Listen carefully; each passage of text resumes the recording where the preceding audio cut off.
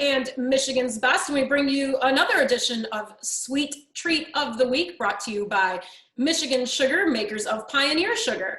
And today we're going a little bit, maybe somewhere where you might not expect for a Sweet Treat of the Week, but something that's got sugar in it as a main ingredient. We're going to talk about some alcoholic beverages brought to you by our friends at Great America Beverage, who work they're a sister company to Brew Detroit. And so we've got Dave Cicotte with us today. He's the Michigan Market Manager. And this is a new line of products that Brew Detroit is bringing under the name Great America Beverage. Correct, Dave?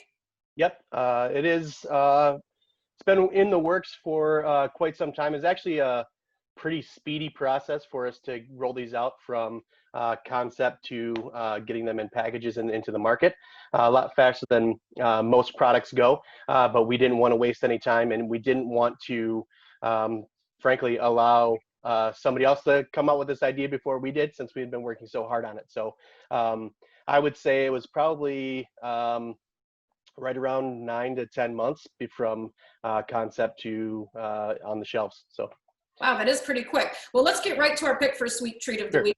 You guys are going to highlight your Breakfast Seltzer, is that right? Yeah, so we have 3 flavors of our first product.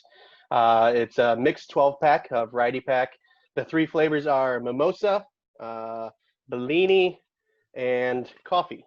So you'll get 4 of each in each 12-pack. And personally, my favorite is the mimosa, and then down the line, Bellini, and then coffee. Never been a huge coffee drinker, but it was an interesting process on developing all of these flavors. So we did take, that was probably the most time that we took, is to make sure that we got these flavors right. So you're for those who are somewhat interested in the craft beverage industry, seltzers have taken off with an unbelievable growth pattern. And so is this your entry into that market?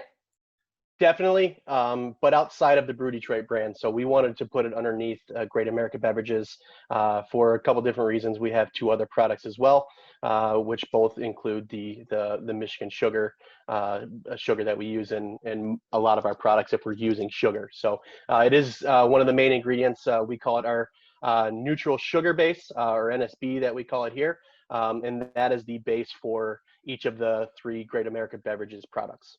So how does someone make a seltzer? And let's talk about that process really quickly, because it's similar to brewing beer, but yet it's different. Yeah.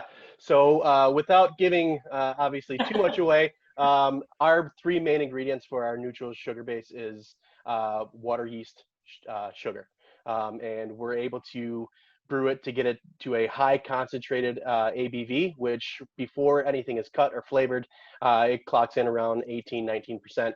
And then we get it down to the select or the ABV we want for each product. For Great America, I have the jar here. For our Great America alternative to a moonshine, because it's not a spirit-based product, that and Guzzle 14, which is a carbonated beverage, those are both at 14%. And then and then the breakfast seltzers are at 4.5%. Okay, so, that's like a traditional seltzer that you might see, or you've been seeing around the stores. Yeah, so a lot of them have a similar process as far as the base goes. That's really what's keeping it in the beer category, and that's why you see it like when Nielsen does their reporting, and you see the beer segment going way up. That's because it's taxed as beer. So when you see that and you see all the information coming out, like I think Nielsen just released a couple months ago, it was like 7 consecutive months where the beer segment was clocking in $1 billion a month. So yeah, it's all a part of that process, and most places are using something similar to that, but it's not. Obviously, each place has their own way of doing it. So. Of course. So seltzers are appealing because they're low in calories, usually very low in carbs, if not 0 net carbs. But what sets the ones from Great America apart from the other ones out there in the market? There have only been a couple seltzers that we've seen that have something similar in flavor. I think maybe there's like one other Bellini product out there. Mimosa, we haven't seen really anything.